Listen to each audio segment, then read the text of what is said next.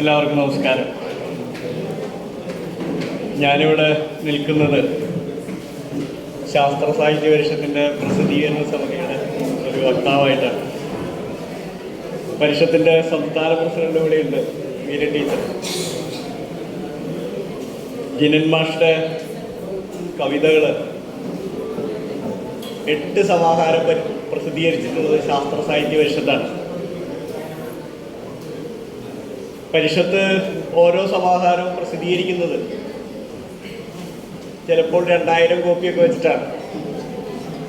അതുകൊണ്ട് എഡീഷൻ 7 എന്ന് പറയുമ്പോൾ അത് 7000 ആവണമെന്നില്ല. ഇപ്പം എഡീഷനൊക്കെ 500, 100, 300 ഒക്കെയാണ്. പരിഷത്തിൻ്റെ വളരെ വിപുലമായിട്ടുള്ള ജനകീയ നെറ്റ്വർക്ക് ഉപയോഗിച്ച് ആ രീതിയിൽ വളരെ വ്യാപകമായിട്ട് പുസ്തകങ്ങൾ പ്രചരിപ്പിക്കാറുണ്ട്. അങ്ങനെ വിദ്യാഭ്യാസ രംഗത്ത് പരിഷത്തിൻ്റെ പ്രവർത്തനങ്ങൾക്ക്, അതുപോലെ തന്നെ ബാലശാസ്ത്ര മാസിക രംഗത്തുള്ള പരിഷത്തിൻ്റെ പ്രവർത്തനങ്ങൾക്കൊക്കെ തന്നെ ഊർജം നൽകുകയും അദ്ദേഹത്തിൻ്റെ കവിതകൾ നൽകുന്ന ഊർജം, അതുപോലെ തന്നെ യുറീക്കയിലൂടെ അദ്ദേഹത്തിൻ്റെ ബാലവേദി അനുഭവങ്ങളിലൂടെ രൂപപ്പെടുന്ന കവിതകൾ, ഇങ്ങനെ പറയുകയാണെങ്കിൽ മലയാള ബാലസാഹിത്യത്തിന് ഇന്ന് ജിനൻ മാഷ് ഒരു വഴികാട്ടിയാണ്. ജിനൻ മാഷ് അദ്ദേഹത്തിൻ്റെ ഏറ്റവും ലാസ്റ്റ് സമാഹാരം, ലാസ്റ്റ് എന്ന് പറയാൻ പറ്റില്ല, പരിഷത്ത് പ്രസിദ്ധീകരിച്ച സമാഹാരം ചാറ്റി വന്ന കിറ്റിക്ക് ആ പേരുണ്ടായത് എങ്ങനെയാണെന്ന് ആ പുസ്തകത്തിലുണ്ട്. അത് അദ്ദേഹം കുട്ടികളുമായി സംവദിക്കുന്നതിനിടയിൽ ചാറ്റി വന്ന പൂച്ച എന്ന പേരിടുന്നതിനെ കുറിച്ച് പറഞ്ഞപ്പോൾ കുട്ടികൾ പറഞ്ഞു ചാറ്റി വന്ന കിറ്റി എന്നാണ് പേരിടേണ്ടത്. ഞാൻ സൂചിപ്പിച്ചു വന്നത്, കുട്ടികൾ എത്രമാത്രം കവിതയോട്, ഇത്തരത്തിലുള്ള കവിതകളോട് അല്ലെങ്കിൽ സാഹിത്യത്തോട് അവർ എങ്ങനെ പ്രതികരിക്കുന്നു. അതുകൊണ്ട് പഴയ രീതിയിൽ കവിത എഴുതിയാൽ പോരാ, പുതിയ ഒരു ഭാഷ, പുതിയൊരു ഭാവന, അങ്ങനെ ഒരു പുതിയ ഭാവുകത്വത്തോട് കൂടിയിട്ട് സാഹിത്യരംഗത്ത് വ്യവഹരിക്കാൻ കഴിയണം.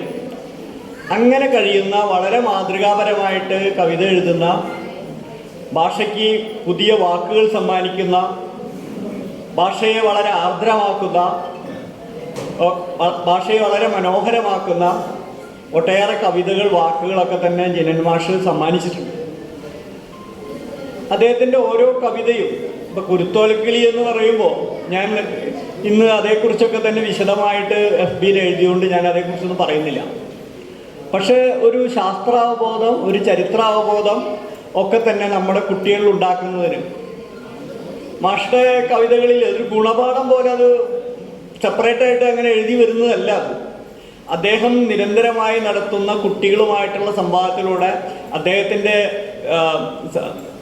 ആശയമണ്ഡലത്തിൻ്റെ വികസ്വരമായ മാനങ്ങളിലൂടെ, മാനവികമായ മാനങ്ങളിലൂടെ സ്വാഭാവികമായിട്ട് അത് കവിതയിൽ വന്നു ചേരുന്നത്, അതൊരു അണ്ടർ കറൻ്റായിട്ട്, അതിൻ്റെ അടിയാധാരമായിട്ട്, അല്ലാതെ അതൊരു ഗുണപാഠം എന്നുള്ള രീതിയിൽ വേറിട്ട് നിൽക്കുന്നതല്ല.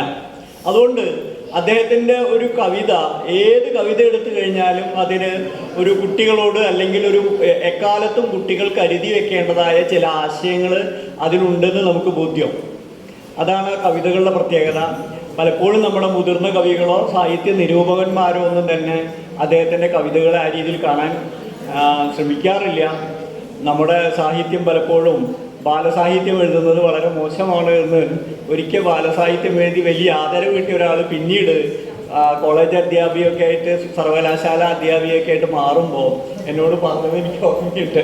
അങ്ങനെ അവർ രണ്ടാമത് പരിഷത്തിന് വേണ്ടി ആ പുസ്തകം പ്രസിദ്ധീകരിക്കട്ടെ എന്ന് ചോദിച്ചപ്പോൾ അതൊന്നും വേണ്ട എന്നുള്ള രീതിയിൽ പറയണ്ടായിരുന്നു.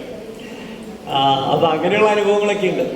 മാഷ്ടെ കവിത എത്തരത്തിൽ കുട്ടികളുമായിട്ട് സംവദിക്കുന്നതിനുള്ള ഏറ്റവും വലിയ തെളിവ് നമ്മുടെ ചന്തുവാണ്. ഇന്ദുലേഖ അത് ചൊല്ലിക്കൊടുക്കുമ്പോൾ ചന്തുവിൻ്റെ ഭാഗത്തു നിന്നുള്ള പ്രതികരണങ്ങൾ നമ്മൾ FBയിലൂടെ, അതുപോലെ തന്നെ മറ്റ് സോഷ്യൽ മീഡിയയിലൂടെ നോക്കുമ്പോൾ നമുക്ക് മനസ്സിലാവും എത്രമാത്രം അതിൻ്റെ ഭാഷ അല്ലെങ്കിൽ അതിൻ്റെ ഒരു ഭാവന കുട്ടികളുമായി ചേർന്ന് നിൽക്കുന്നതാണ്.